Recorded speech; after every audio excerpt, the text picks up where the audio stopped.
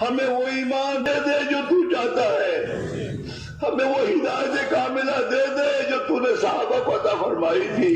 اے اللہ ہم اس سے زیادہ محتاج ہیں۔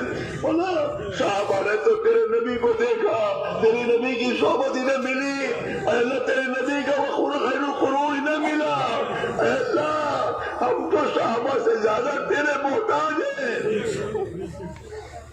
اے اللہ چاروں طرف سے ہمیں فتنوں میں گھیر رکھا ہے اور چاروں طرف سے ہم فتنوں کے زد میں آ چکے ہیں۔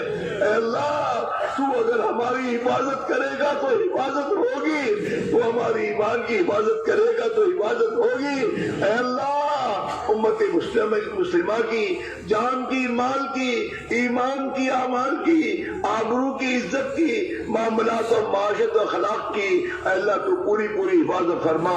اے اللہ پوری حفاظت فرما۔ اے اللہ اس مسلمان کو غفلت کی نیند سے نکال دے۔